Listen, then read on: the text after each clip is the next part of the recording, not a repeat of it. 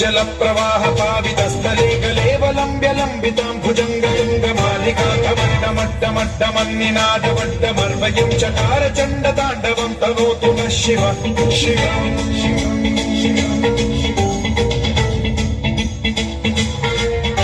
जटाकटाह सम्भ्रम भ्रम निलिम्ब निर्झरी विलोल वीचि वल्लरी विराजमान मूर्धनि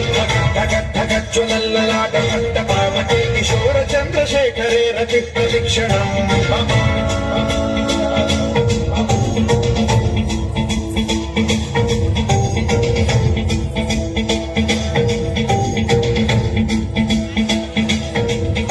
धराधरेन्द्र नन्दिनी विलास बन्धु बन्धुरस्फुरद्दिगन्त सन्तति प्रमोदमान मानसे कृपा कटाक्ष धोरणी निरुद्ध दुर्धरापदे क्वचित् दिगम्बरे मनो विनोदमेतु वस्तुनि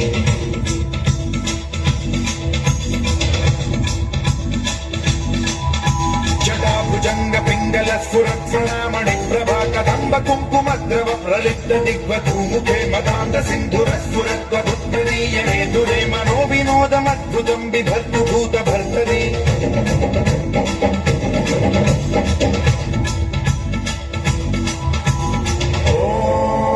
ॐ नमः शिवाय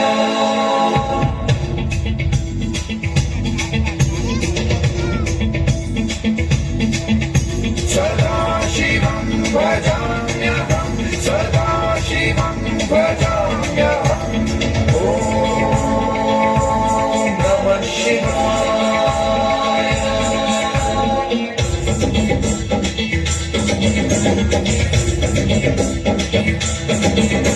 सहस्रलोचनं प्रभृत्य शेषलेख शेखर प्रसून धूलिधोरणी विधूसराधिपीठभूभुजङ्गराजमालया निबद्ध चाटचूटक श्रियै चिराय जायतां चकोर बन्धुशेखरः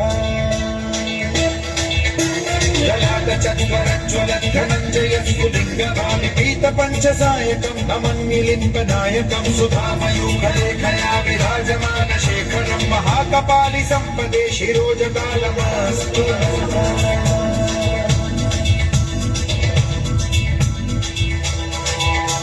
कराल भाल पण्डिका धगद्धगद्धगज्ज्वलद्धनञ्जयाहुतीकृत प्रचण्ड पञ्चसायके धराधरेन्द्र नन्दिनी कुचाग्र चित्रपत्रक प्रकल्पनैक शिल्पिनी त्रिलोचने रतिर्मम